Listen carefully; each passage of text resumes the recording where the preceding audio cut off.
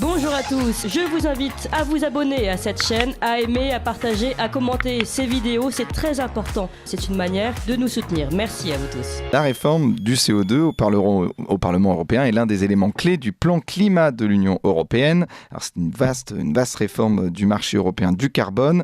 Ce marché du carbone, qui est un mécanisme qui impose aux industriels les plus énergivores, comme la sidérurgie, le ciment, les producteurs d'électricité, l'achat de quotas d'émissions, également appelés permis de polluer, pour couvrir leurs émissions réelles de CO2. Alors, la réforme vise à accélérer la réduction des émissions de CO2 dans l'Union européenne en diminuant plus rapidement que prévu la quantité totale de ces quotas créés par les États membres. Alors, pour en parler ce matin, nous sommes avec Charles Demeyer. Bonjour Charles Demeyer. Bonjour Corentin, bonjour à tous. Alors, nos auditeurs vous connaissent parce que vous êtes président de SOS Chrétien d'Orient, vous êtes aussi patron d'émission dans l'émission. Est-ce que vous pouvez me rappeler le nom de votre émission ? Le libre journal des débats, mais je sais que vous êtes un auditeur fidèle, Corentin, c'est tout pardonné. Mais bien sûr, le libre journal des débats. Et vous êtes surtout collaborateur parlementaire au Parlement européen.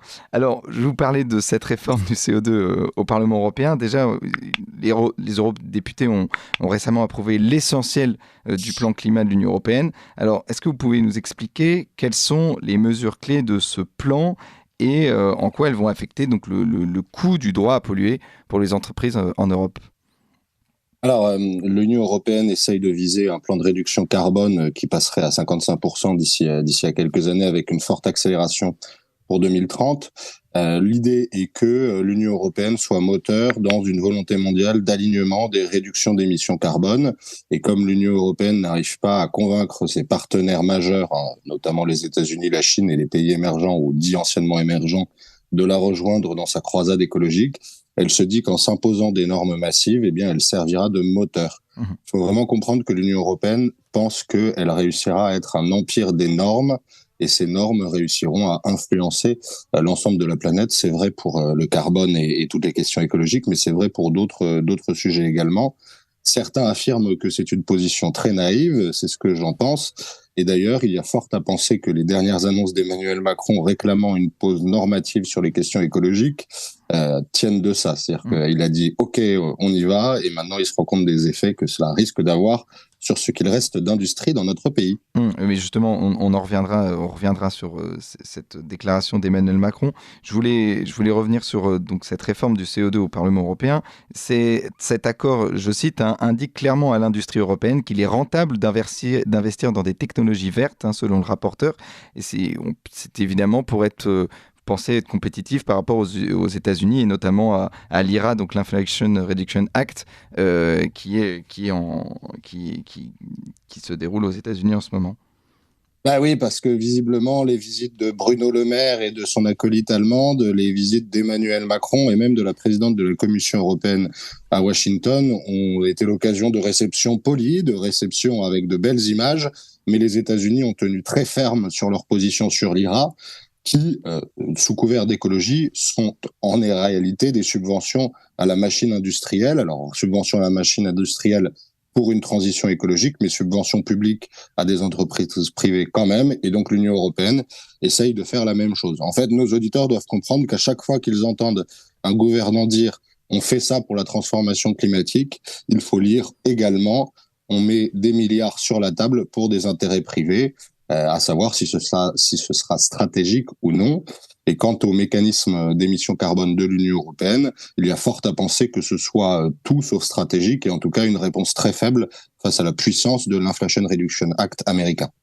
Alors, est-ce que vous pouvez revenir sur cette IRA justement américaine et comment les Américains finalement peuvent se permettre de favoriser ces énergies vertes ? Bien, les Américains décident d'une très forte politique de subvention publique, au-delà de 1000 milliards de dollars pour un certain nombre de points, d'éléments qui vont de la production de voitures électriques en passant par les panneaux solaires et d'autres méga-usines qui visent à permettre les technologies nécessaires à ce qui est aujourd'hui développé pour la transition écologique, technologies qui parfois sont non existantes. Ça veut dire qu'ils investissent énormément dans la recherche. 2 points face à ça, évidemment, c'est le gigantisme financier américain, notamment assis sur la maîtrise du dollar, dollar qui leur permet d'agir comme ils veulent, sans contrôle sur une partie de leurs dépenses publiques, à la différence notable de l'Union européenne. Premier élément. Et deuxième élément, les Américains ne s'embarrassent pas de positions idéologiques comme les nôtres. Par exemple, je rappelle que le mécanisme d'émission carbone a été inventé par l'Union européenne est l'inverse d'une taxe carbone aux frontières, puisqu'il s'agira pour les importateurs de matières premières au sein de l'Union européenne d'être surtaxés sur ces matières, alors que ceux qui, en tout cas jusqu'à présent, importent des produits finis ne seront pas taxés. Donc, en résumé, Corentin, quelqu'un qui ferait venir de l'acier ou du fer pour produire je ne sais quel produit fini en Europe sera taxé. Donc, les industries européennes qui restent dans ce secteur seront taxées, alors que si vous importez une voiture chinoise, vous ne serez pas surtaxé par ce mécanisme-là, en tout cas. Et par ailleurs, on vous a réduit ce qu'on appelait les quotas gratuits. Vous savez que le marché du carbone est un marché financiarisé. Il faut acheter des droits à émettre de la pollution par le CO2. Mais on a réduit aux entreprises européennes ces quotas gratuits pour accélérer cette transition. En résumé donc, on a les États-Unis qui font tout sur la relance par l'investissement et la facilitation pour les entreprises, et l'Union européenne qui finance tout par la norme et par la volonté d'imposer cette norme de la manière la plus accélérée. Selon qu'on croit soit à la possibilité de l'initiative individuelle et au trésor de la recherche, ou que l'on croit à la toute-puissance de l'État à travers la loi, on prendra position sur ces deux philosophies. Et l'idée, évidemment, de ce marché du carbone, c'est de l'évolution, de le faire évoluer, de l'étendre, une extension du marché du carbone à d'autres secteurs, comme le secteur maritime, les compagnies aériennes, les sites d'incinération de déchets. Alors, pourquoi, quelles sont les raisons, quelles sont les motivations du Parlement européen de vouloir inclure dans donc cet ensemble de secteurs comme le secteur maritime, les compagnies aériennes, etc. Et puis même, après, on peut en parler, même d'inclure donc dans un second marché du carbone pour les particuliers.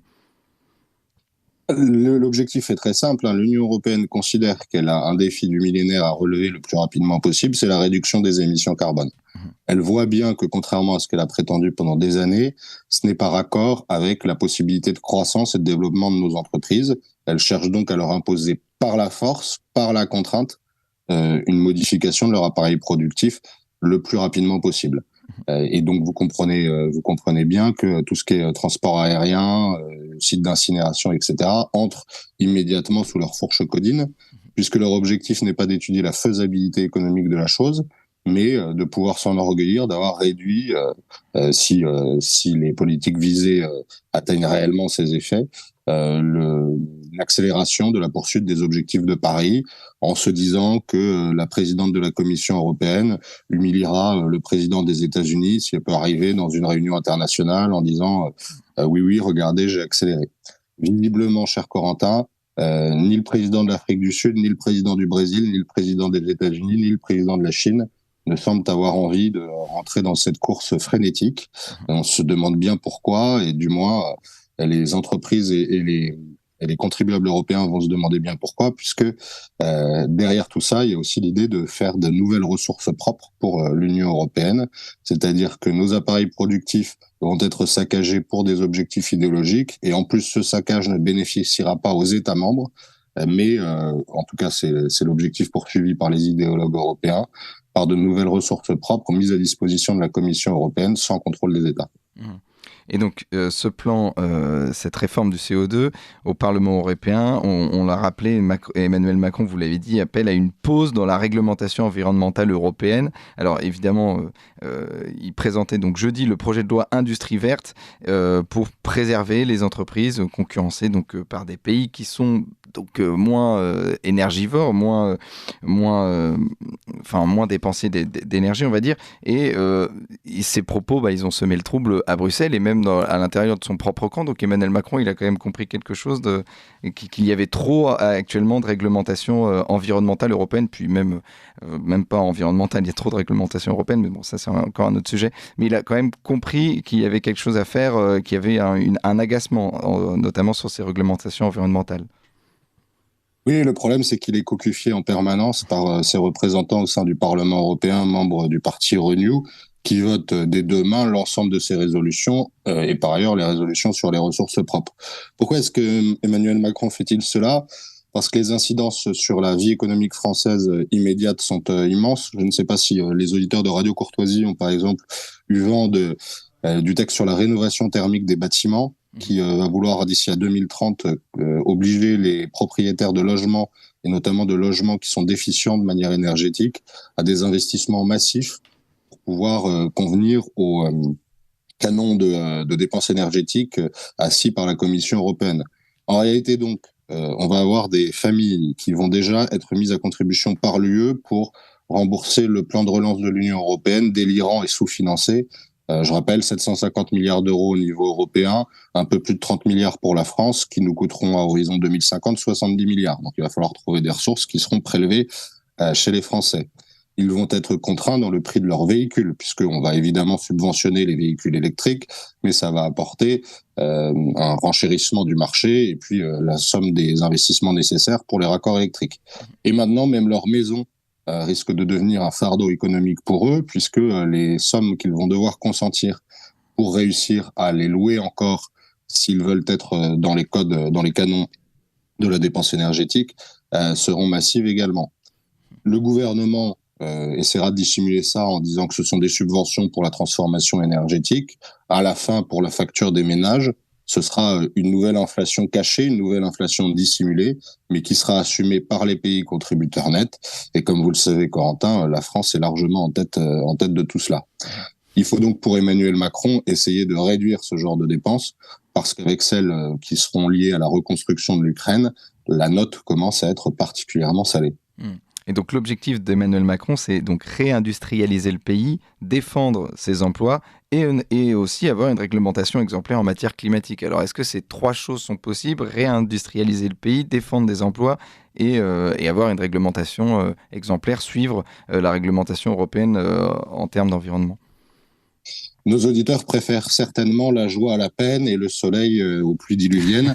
Malheureusement, ces annonces, elles ne sont nettement insuffisantes, puisque si à la limite on peut imaginer qu'une politique qui cherche la poursuite du bien commun vise à assumer ces trois choses ensemble, il faut dire qu'aujourd'hui, elles sont rendues compliquées, par les accords internationaux de l'Union européenne, c'est-à-dire que par exemple, tout ce qui est du protectionnisme caché sera attaqué par l'OMC, donc les Chinois et les Américains ne se priveront pas d'essayer de créer des différends commerciaux.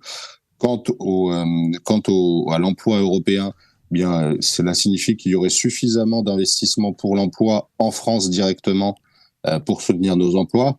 J'invite nos auditeurs à vérifier le salaire moyen en Bulgarie, en Pologne et en France, et vous verrez où les entreprises feront leur investissement. Ce sera certainement pas en France avec notre niveau de protection sociale.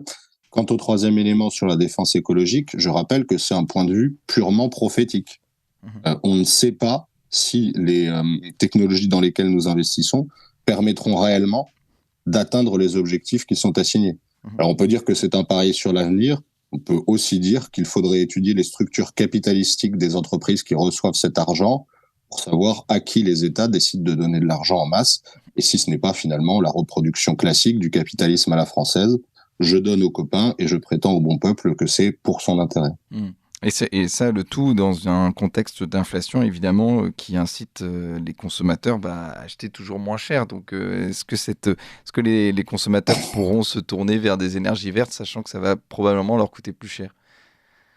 En tout cas, si la France suit ce qu'elle vote au Parlement européen et les textes qui sont décidés entre la Commission, le Conseil et le Parlement, ils seront bien obligés, puisque la France sera obligée de le faire passer dans ses lois. Donc vous allez avoir toute une série, un train de lois écologiques qui vont apparaître en France pendant 4 ans, qui seront, je pense, marketés en termes de politique pour dire que c'est pour montrer le virage écologique de la présidence de la République, mais qui sont en réalité des applications normatives. C'est-à-dire que ce qui semble se passer très loin de vous, chers auditeurs, à Bruxelles, au sein de la Commission, et dont on se disait parfois ça n'a pas d'effet sur la vie quotidienne des Européens, ça va avoir un effet très concret sur vos finances.